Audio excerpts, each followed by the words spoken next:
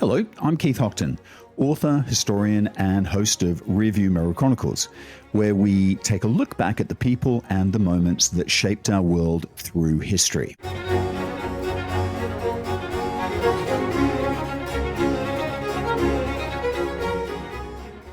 Hello. I want you to think about the books you loved as a child, really loved, the ones that you demanded at bedtime, night after night, until your parents could recite them with their eyes closed. Got one in mind? Good. Now, here's an uncomfortable thought. That book was never really written for you. Children's stories are never just children's stories.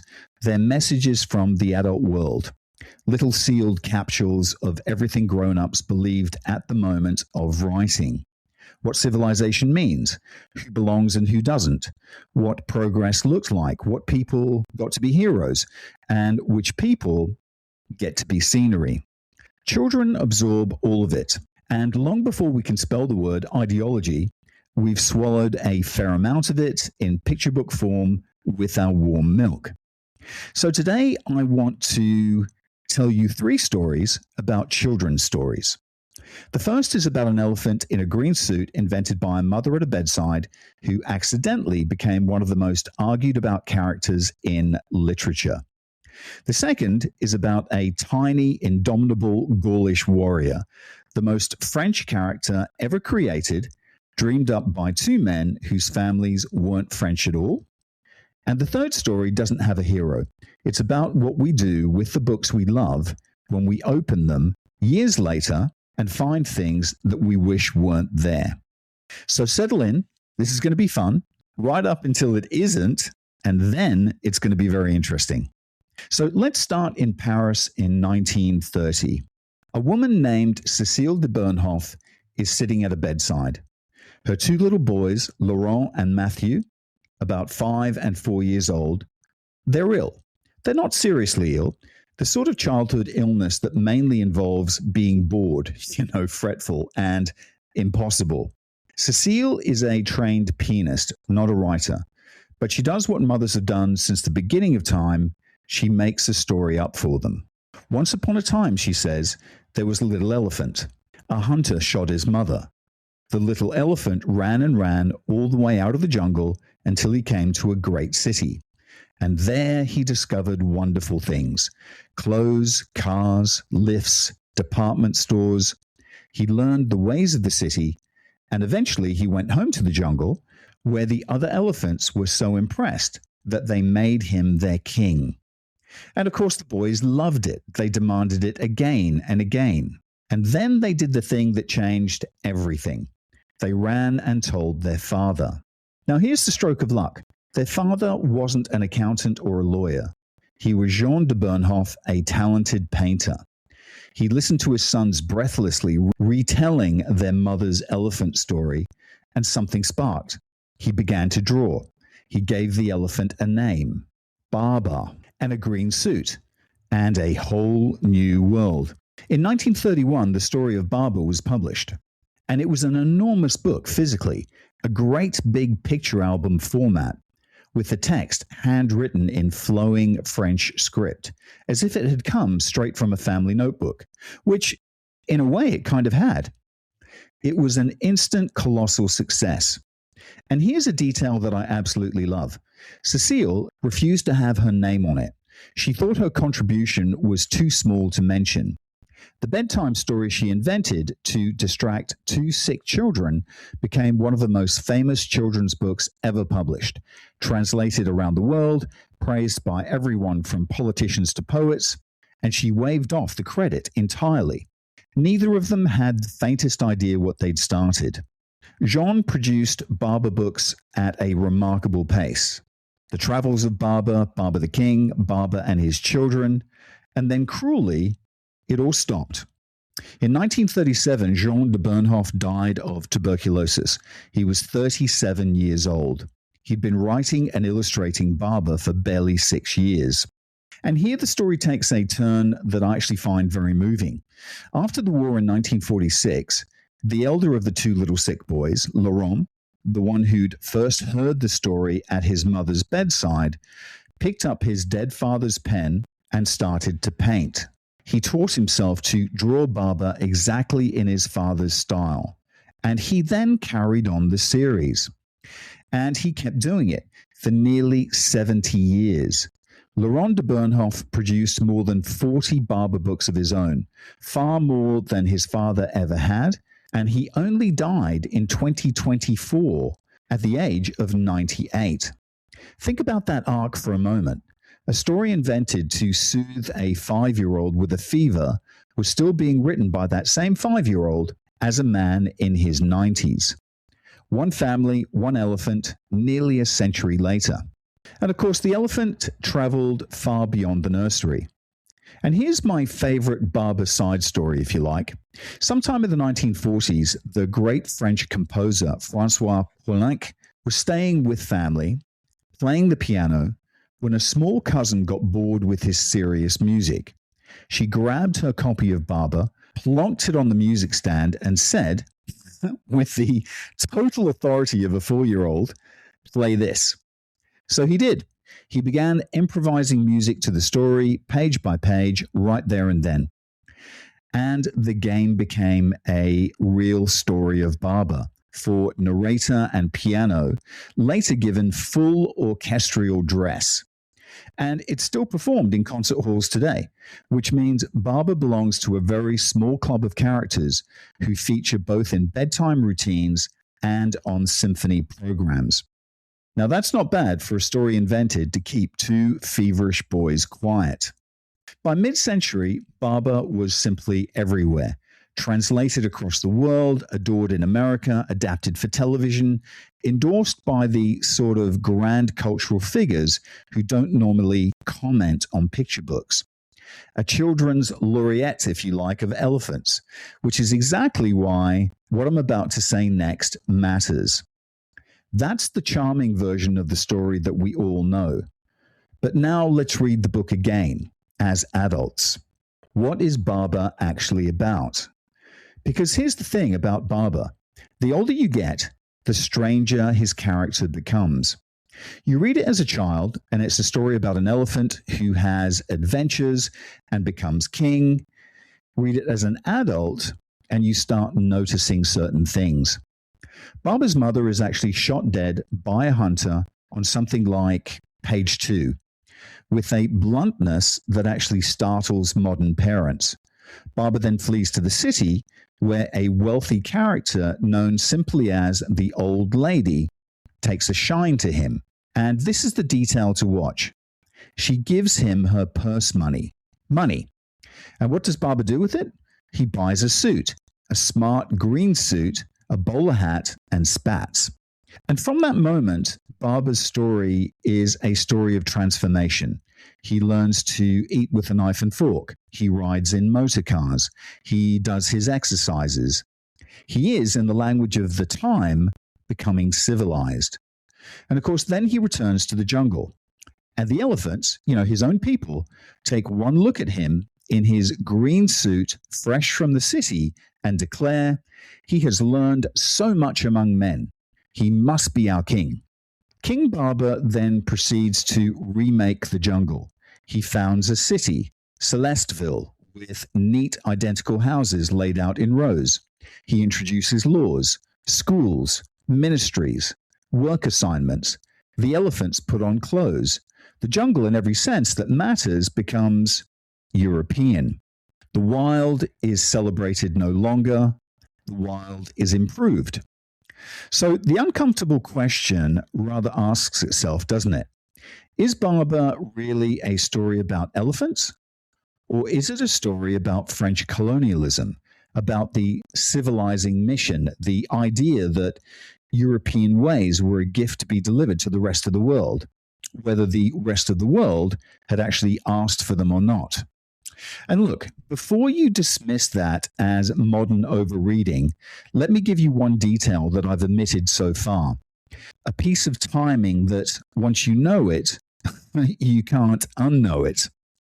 The story of Babar was actually published in 1931. And in 1931, the great event in Paris, the spectacle of the year, drawing millions upon millions of visitors, was the International Colonial Exposition, a vast fair in the Bois de Vincennes celebrating France's empire. They were actually pavilions for Indochina, for Africa, and for the Pacific. There were reconstructed native villages with actual natives, human beings from those areas in them, on display for the entertainment and the education of the Parisian public. That was the air Paris was breathing the year that Babar appeared.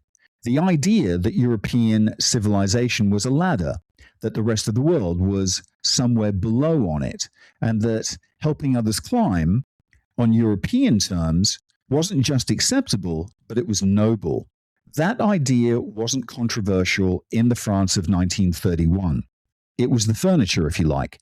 It was simply how a great many educated, kindly, well-meaning people assumed the world worked. And that's the really crucial point about Jean de Bernhoft. Almost nobody who has studied him believes he actually sat down to write colonial propaganda. He was, if you like, by every account, a very gentle man making a beautiful book to delight his children in memory of an incredible bedtime story. He wasn't preaching an ideology, but he was reflecting one, the way still water reflects the sky without ever deciding to, which I'd argue makes Babar more historically valuable, not less. Propaganda actually tells you what a regime wanted people to think. Babar tells you something rarer, what ordinary, decent people simply assumed. It's an X-ray, if you like, of the 1931 European mind, very much disguised as an elephant. Decades later, the argument started to arrive.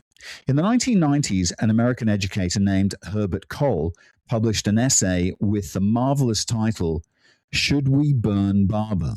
and answered essentially that we shouldn't burn him, but we shouldn't hand him out uncritically to children either. Others leapt to the elephant's defense. The essayist Adam Gopnik, he argued that Babar isn't a celebration of colonialism so much as a comedy of French bourgeois life. That the joke is actually watching elephants in suits behave like Parisians. And the melancholy underneath is that even Celesteville can't keep out death and misfortune. But first, let me tell you about a village in Gaul, because if Babar shows us how empire looks from the inside of a great power, our next story shows us something stranger. What happened when two outsiders wrote the most patriotic French story of the 20th century? And I like to think of them as the foreigners who invented France. The year is 1959, the place a modest flat in Bobigny, a working-class suburb of Paris. Two men are brainstorming under deadline pressure, trying to invent a comic strip for the launch of a new magazine, Pilote. They need something French, distinctively, unmistakably French, because the market is flooded with American imports, cowboys and superheroes, and the whole point of Pilote is to give French children heroes of their own. The two men run through the history of France looking for material, and they land on the Gauls, ancient Gaul, 50 BC, Julius Caesar's conquest. And in one afternoon, legend says it took about 15 minutes of actual inspiration, they sketch out an idea. One small village of Gauls that never surrenders, indomitable, holding out against the whole Roman Empire, thanks to a druid's magic potion that grants superhuman strength. And they call the hero Asterix. And French culture, I have to say, is never quite the same again. Now, here's the delicious irony, and it's the heart of this whole section. The most French comic ever created, the one that became a national institution, the one French president's quote was created by two men whose families weren't ethnically French at all. Take the writer René Goscinny. His parents were Jewish immigrants from Poland. He was born in Paris, but when he was 2, the family actually moved to Buenos Aires. So he actually grew up in Argentina, a French-speaking Jewish Polish kid in a Spanish-speaking country, kind of juggling languages, I can only imagine the way other children juggle marbles. His father died suddenly when Rene was 17. He moved to New York, scraped by in a series of miserable kind of little jobs, and then fell in with a crowd of young American cartoonists, the very people who would go on to create Mad magazine. That's where Goscinny learned his craft. The fast gag, the running joke, the parody that works on two levels at once. So the child laughs at the slapstick while the parent laughs at the satire. It's an American comedy education applied to French material, and I think it's one of the great unacknowledged fusion cuisines, if you like, of the 20th century. But Asterix wasn't his first legend. Before the Gauls, Goscinny had taken over writing Lucky Luke, another comic that I absolutely loved as a child. You know, he's the cowboy who shoots faster than his own shadow, turning a modest Belgian Western strip into another European colossus. You know, that man was a one-person comedy industry. But he only truly settled in France as a grown man. And France, you know, for a long time, wasn't really sure what to do with him. He was rejected, he was ignored, and at one point he was actually fired. The future most successful French writer of his generation, by sheer copies sold, arguably the most read French writer of the 20th century, outselling all of them, couldn't get established French publishing to take his comics seriously. And the artist, Albert Uderzo, you know, his parents were Italian immigrants. Uderzo isn't a French name. He actually grew up in a working-class immigrant household, and his childhood came with two extraordinary details that I just can't leave out. First, he was born with 6 fingers on each hand. The extra fingers were actually removed when he was a baby. And the second, the man who would draw one of the most beloved comics on earth, page after page of lush greens and Roman reds, he was actually colorblind. He worked by memorizing which tube of paint was which and labeling everything. There's something to be said about labelers, I have to say. One of the great illustrators of the century couldn't reliably tell red from green. So what you have is a Polish-Jewish-Argentine writer and an Italian workman's son sitting in a council flat inventing the ultimate symbol of French identity. How incredible is that? And how does that happen? I don't think it's a coincidence. I think it's a pattern. Outsiders often make the greatest patriots because immigrants actually choose their country. The native born simply inherit France the way you inherit your grandmother's crockery. It's there, it's fine. You kind of don't think about it. Goscinny chose France. He fell in love with it the way you fall in love with anything that you weren't born to. Deliberately, attentively, you notice everything. The language, its puns, the food, the history, the glorious, maddening stubbornness. Asterix is what France looks like through the eyes of someone who adores it on purpose more than the French do. And I think there's one more lovely detail about that name. They called him Asterix, starting with an A. Partly, the story goes, so he'd appear at the very front of any encyclopedia of comic characters. First in the alphabet, first on the shelf. These men, I think, really understood marketing before that word was actually fashionable. But the name is also a bit of a joke, and I think it's a rather elegant one. And Asterix, you know, that little star symbol on the page, and his enormous friend, Obelix, you know, the obelisk, another printer's mark, the dagger symbol that traditionally follows the asterisk in footnotes. Well, two typographic symbols walking around ancient Gaul hitting Romans. You know, the whole village follows suit. Every Gaulish name in it ends in IX, in kind of mock tribute, if you like, to the real Gaulish chieftain, Vercingetorix. You know, the man who genuinely united the tribes against Julius Caesar and genuinely lost, you know, at the siege of Alesia in 52 BC. That's the historical wound that the comic is cheerfully bandaging. In real history, the Gauls were crushed and Gaul became Roman. Caesar killed over 1 million Gauls and enslaved 1 million more. So Asterix is the national daydream, if you like, of how it should have gone. So effectively what you have is a village called France. So what actually is Asterix? It's a comedy adventure. A small village in Brittany, one boar-hunting, men-here delivering community holding out against Caesar thanks to magic potion. The warrior Asterix, he's small and shrewd. His enormous friend, Obelix, who fell into the potion cauldron as a baby and has been invincibly strong ever since, and gloriously dim, I also have to say, ever since. But look again, because every element is doing double duty. A tiny nation, surrounded, outnumbered by the greatest empire on earth, refusing to give in. Winning not through strength, but through cleverness, luck, and sheer bloody-mindedness, then going home for an enormous banquet with singing and roast boar. That's not a village. That's France's dream of itself. And the timing, I think, tells you why this dream was needed. Asterix actually appeared in October 1959. Now, count backwards through what France had just lived through.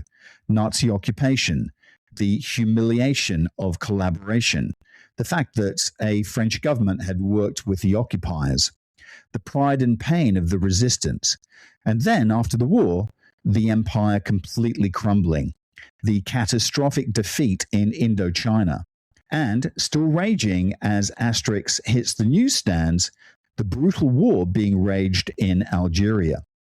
Within living memory, France had gone from great power to occupied nation to fading empire. The country was desperate for a story in which being small children didn't mean being beaten. And here came a comic strip saying, "We're a little village. The empire is vast, and we will never surrender. And by the way, here's a joke about the fish being off." Asterix gave France its confidence back, not through politics, through laughter. You can read the indomitable village as the resistance, as de Gaulle's France standing apart from the superpowers, as every small nation that ever faced a giant. The comic never says any of this out loud because it doesn't have to. But, and this is what people who've never read it always miss, Asterix isn't a flag-waving comic. It's satire, wall to wall, and its favorite target is actually France itself. The villagers are petty, they're quarrelsome, and permanently one insult away from a mass brawl, usually about the freshness of the fish. The bard, Cacophonix, believes himself a great artist. The entire village gags him and ties him to a tree at every banquet. It's a running joke about the gap between French cultural self-regard and French cultural patience. The chef, Vital Statistics, is carried about on a shield by two long-suffering bearers who drop him constantly. And this proud leader of the free Gauls is scared of nothing, except the sky falling on his head. Even the Romans get their ethereal catchphrase.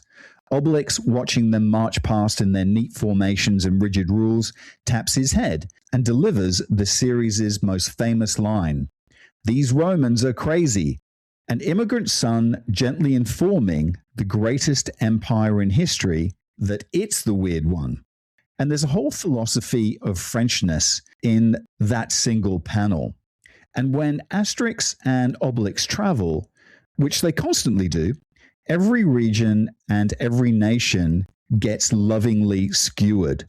You know, the Britons stop battles for hot water at 5 o'clock. The Normans can't feel fear, but drench everything in cream.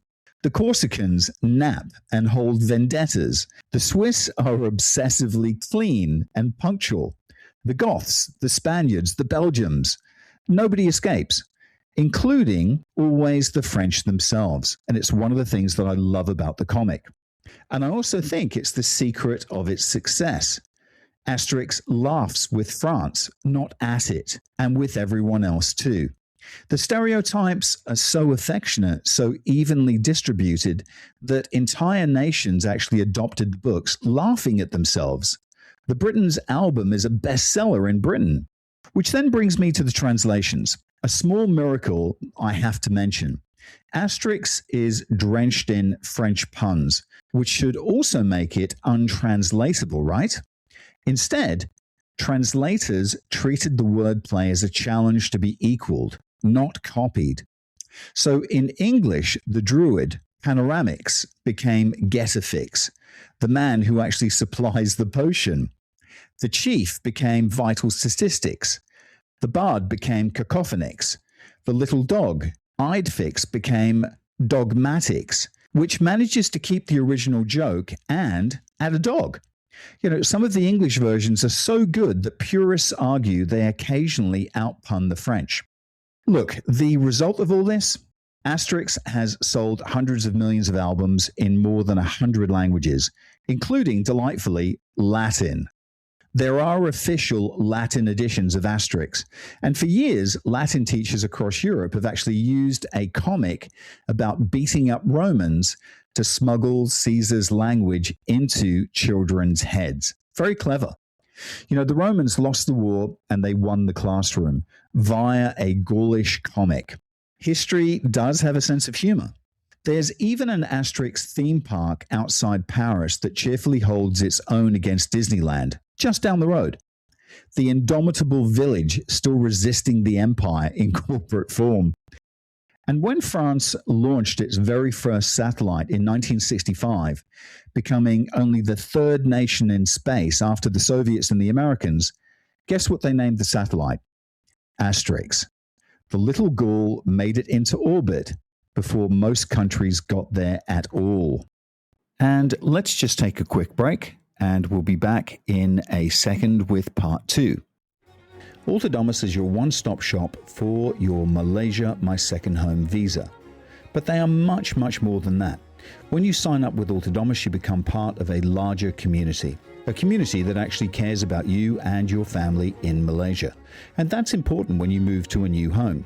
For more information, go talk to TG or WhatsApp him on +60 12 49 37 270 or visit their website penangmyhome.com. And we're back. One sadder note, because history rarely lets a good story end cleanly. In 1977, René Goscinny, a man who worked ferociously and worried endlessly, went to a clinic in Paris for a routine cardiac stress test. And on the exercise bike in the doctor's office, in the middle of the very test designed to protect his heart, he actually had a heart attack and died. He was 51 years old. Uderzo, the artist, carried the series on alone for decades and finally died in 2020, aged 92. The village, of course, well, it carries on without them both. It always would. It's indomitable after all. So there are my first 2 stories. A French insider who accidentally wrote empire into an elephant, and 2 outsiders who deliberately wrote love into a village. Now comes the hard part, the uncomfortable shelf. First, though, let me explain why any of this matters more in a picture book than it would in a novel for adults. Because children's books aren't consumed like other books. They're actually consumed like rituals. An adult reads a novel once. A child will demand the same book 40, 50, 100 times, word for word. And woe betide the parent who skips a page. They will be caught every single time. And that repetition is actually how children learn language. And it's also how images get in deep. Whatever is on those pages isn't glimpsed. It's actually rehearsed. And think about the delivery system. A children's book arrives via the most trusted voice in a child's world, a parent at bedtime, in the warmest and safest moments of the day. There's no more effective way to hand an idea to a human being. Advertisers would sell their souls for that particular channel. So when a stereotype rides in on that channel, it doesn't arrive as a claim to be evaluated. It arrives as part of how the world simply is, bundled in with the warm milk and the goodnight kiss. And that's why this section matters the most. Not because anyone wants to put beloved authors on trial, I certainly don't, but because the nursery is the last defended border in the whole of our culture, this has to be talked about. So if you go back to the children's shelves of the early and mid 20th century and start pulling down the classics, the beloved, the best-selling, the prize-winning, you will, sooner or later, open a page that makes you flinch. I guarantee it. Now, let me show you what I mean. Not to condemn, just to look. Take Tintin. In 1930, 1 year before Babar, the young Belgian artist Hergé sent his boy reporter to the Belgian Congo in Tintin and the Congo. And the Congolese characters are drawn as caricatures, the imagery Europeans then used for Africans, thick lips and childlike faces. And they're portrayed as simple, lazy, and helpless, gazing up at the white teenager who has arrived to kind of sort them out. And at one point, Tintin stands in front of a classroom of African children, teaching them a lesson. And in the original version, the lesson is about their fatherland, Belgium. To his credit, the writer came to regret it. Later in life, he actually said something remarkably honest, that he'd been fed the prejudices of the bourgeois society around him and had drawn Africans exactly as he'd been taught to imagine them, never having been anywhere near Africa. In other words, he didn't invent the stereotype, he inherited it, and he passed it on to millions of children. And I think what happens next is one of the most hopeful stories in this whole episode. So let me tell it properly. In 1934, Hergé announced Tintin's next destination, China. And a Catholic chaplain wrote to him with a plea that boiled down to, for heaven's sake, please be careful. Don't do to the Chinese what you did to the Congolese. Meet a real Chinese person first. So he did. He was introduced to a young Chinese art student in Brussels named Chang Chong Chen, and the two became very close friends. Chang taught him about actual China, its art, its philosophy, its people, and precisely how insulting European cartoon versions of it actually was. And he was transformed. The book that came out of that friendship, The Blue Lotus, portrayed Chinese characters as full human beings, attacked the European stereotypes directly on the page, and there's actually a scene where Tintin patiently demolishes the myths a frightened Chinese boy has heard about the Europeans and vice versa. And it was researched with a care that shamed everything that he'd done before. And he even put Chang in the book as a character, Tintin's friend. Then history swallowed them. War came, China convulsed, and the two men actually lost contact for nearly 40 years. Hergé never stopped looking. And in 1981, very elderly and frail, Hergé stood in an airport in Brussels as an old man walked off a plane from China. It gives me goosebumps to think about it.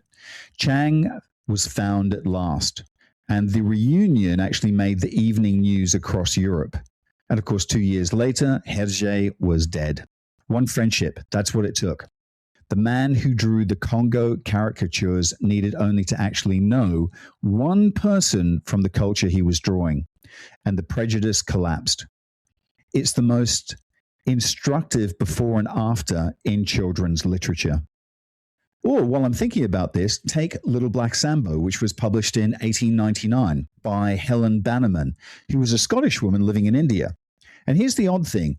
The story itself is, well, it's rather charming. It's about a quick-witted little boy who outsmarts a padre of vain tigers who chase each other until they melt into butter. And the boy's family eats a mountain of pancakes.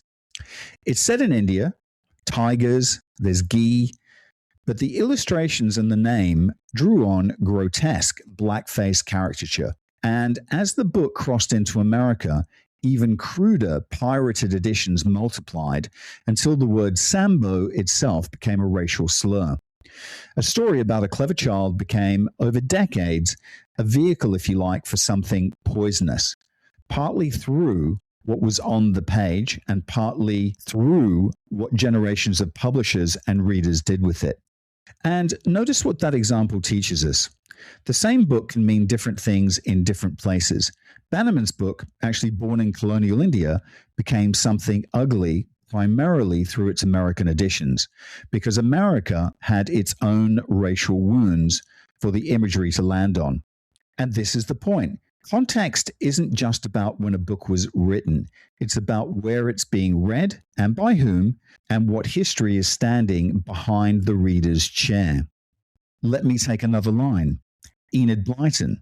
She's the most borrowed children's author in British library history, whose noddy books actually featured gollywogs and whose work carried enough casual prejudice that in 2016, the Royal Mint quietly declined to put her on a commemorative coin. Or the story of Dr. Dolittle from 1920, which contains a subplot in which an African prince, Bumpo, longs to be white, and the doctor bleaches his face. That scene sat in children's editions for decades before being cut. I remember seeing it as a child. Or early Disney, the crows in Dumbo performing a minstrel routine. The lead crow in production materials was actually called Jim Crow.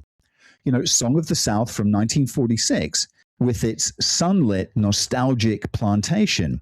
A film Disney has kept locked away, never released on its streaming service. Or, and this one actually surprises people, Charlie and the Chocolate Factory.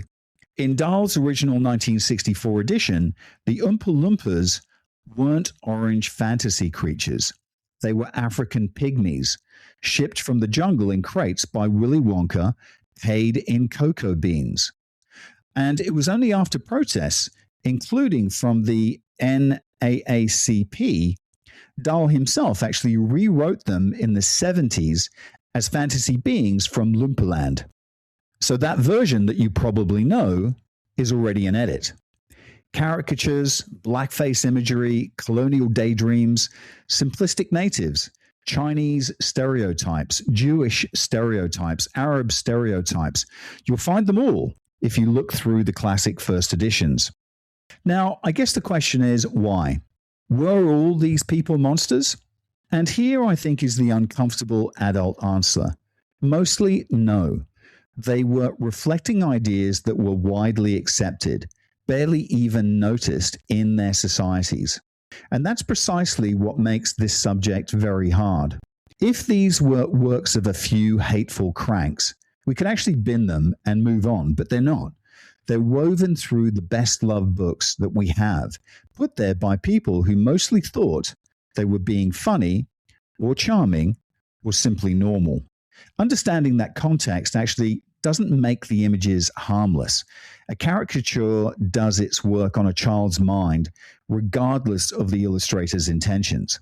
But it does mean that these books are evidence. Each one is a core sample of its era's assumptions, almost like tree rings recording climate, which leaves us with the real question, the one that this whole podcast has been building to. What on earth do we do about them? Well, I think there's 4 ways to handle a difficult book. Let me walk you through them, because this is an argument that is happening right now in publishing houses, in libraries, in courtrooms, and in kitchens. And I think you'll recognize every position. The first option, option 1, is to erase. Remove the books, rewrite them, withdraw them. And this isn't a hypothetical. It's the current mainstream approach. In 2021, the estate of Dr. Seuss voluntarily stopped publishing 6 of his books over racist imagery, including his very first. In 2023, Dahl's publisher sent sensitivity readers through his novels and changed hundreds of words. Augustus Gloop went from fat to enormous, and the resulting uproar pulled in everyone from Salman Rushdie, who called it absurd censorship, And Rushdie, remember, well, this is a man who was paid very dearly for defending free expression to the Prime Minister and the Queen Consort. The publisher actually compromised and revised editions and original texts sold side by side. I think the advantages of erasing is real. The stereotype stops being repeated. No new 5-year-old meets it at bedtime. The disadvantage is also real. We actually lose the evidence. A cleaned up past is a falsified past, I think. And there's something unsettling about quietly editing dead authors, because the reader no longer knows what's original and what's overlay. Though here's the wrinkle worth knowing. Sometimes the author does the editing themselves, and that changes the moral arithmetic entirely. P.L. Travers, the creator of Mary Poppins, originally wrote a chapter in which the magical compass whisks the children around the world to meet crude ethnic caricatures at each point of the compass. Travers revised that chapter herself, twice actually, once in the 60s to soften it and again in the 80s, replacing the caricatured people with animals, a polar bear to the north, a macaw to the south. So it happens. Dahl actually rewrote his own Oompa Loompas. Bannerman's tale has been re-illustrated, I think, with a lot of love. When the living author looks back and says, I can do better than that, that isn't censorship. That's revision, the things writers do. The difficulty only starts, I think, when the author is gone and other hands pick up the pen. Option 2, ignore. Do nothing. It's just old books children don't notice. The problem with that is that they do. That's the entire premise of this podcast. Children absolutely absorb images faster than any other audience precisely because they lack the context to filter them out. Stories actually shape attitudes. And if you don't believe me, the research says so. But honestly, so does everyone's memory of their own childhood. Pretending the problem away isn't neutrality, it's just transmission. Option 3, preserve unchanged on principle. These are historical artifacts. Touch nothing. There's integrity in this position, and for scholars, it's obviously correct. The 1931 Babar and the original Tintin in the Congo, they must survive somewhere exactly as printed. The risk is at the other end. An unaccompanied artifact in the hands of a 7-year-old isn't history. It's just a story. And stories, well, we've just established, go straight in. Which brings me to option number 4, explain. Keep the books, keep the artwork, and add context. A foreword, a note, better yet, a conversation, something that says, in effect, this book was written in 1931, and it reflects what many people believed then, beliefs about race and empire, what we now understand to be wrong, and that caused real harm. Attitudes changed because people questioned them. So here's what to look out for. And look, some publishers already do this. Tintin in the Congo is actually sold in some countries shrink-wrapped with a historical preface. The idea of Helen Bannerman's little hero has seen the story lovingly re-illustrated. The tale is kept, the caricature retired. And look, personally, this is where I land, and I'll tell you why. It resets on the one belief that children are not fragile idiots. Any parent knows that children handle, people used to believe things we now know are wrong remarkably well, better than many adults, if truth be told, because they haven't yet invested their identity in the past being flattering. Tell a child that Babar's creator lived in a country that ruled an empire and thought that was fine, and the child will ask why, and you will have one of the most valuable conversations available to a parent. Handled this way, a difficult book actually stops being a hazard and becomes a very important lesson. History actually stops being something to hide, and it becomes something to understand. The 8-year-old who learns that beloved books can carry invisible assumptions has learned something priceless. Not about 1931, but about today, because our books carry invisible assumptions too. The issue is we just can't see ours yet. So the paradox, which brings me to the final thing I want to say, and I think it's also the hardest. There's a paradox sitting at the center of this whole subject, and I think it's this: the same hands, the same imaginations. The man who drew Africans as childlike caricatures also drew some of the most inventive, meticulous, joy-giving comic pages of the century, and spent his later years sending Tintin to defend a Chinese friend against invaders in a story researched with a care that shamed his earlier laziness. The gentle painter who dressed an elephant in the assumptions of empire also created images of such tenderness that 90 years later, the parents still tear up reading them aloud. Walt Disney Studio produced the crows in Dumbo and transformed animation into an art form. Dahl could be cruel and bigoted in life, and no one has ever written funnier, more anarchically child-sided books. Blyton's prejudices were very real. So were the millions of children her stories turned into readers. You know, we keep hoping history will hand us a tidy cast. Pure heroes over here, pure villains over there, everyone kind of wearing labels. And history keeps refusing to do that. It hands us human beings, people capable of genuine creative generosity, and I think also unexamined prejudice in the same breath, sometimes on the same page. And I'd also suggest that that's the real lesson to take from the nursery shelf. Bigger than Babar, bigger than colonialism, bigger than any single argument about any particular single book. If only morally spotless people were allowed to make culture, the shelves, I think, would be empty. Every book ever handed to a child was written by a flawed person marionating in the assumptions of their time, including the books being written right now, this year, which contain blind spots that will be perfectly obvious to our grandchildren, that are perfectly invisible to us. You know, sitting in judgment on 1931, well, that's easy. The braver question is, what's on our pages? So no, I don't think we burn Babar. I don't think we pretend there's nothing to discuss either. I think we do the harder, more interesting thing. We keep the elephant, we keep the village of indomitable Gauls, we keep the flawed, glorious, complicated shelf, and we talk about it with each other and with our children, who are far more capable of handling the truth than we give them credit for. Because children's stories were never just children's stories. They're the messages one generation seals into a bottle for the next. The least we can do is read the label out loud. This episode of Rearview Mirror Chronicles is brought to you by Entrepot Publishing, the home of independent storytelling.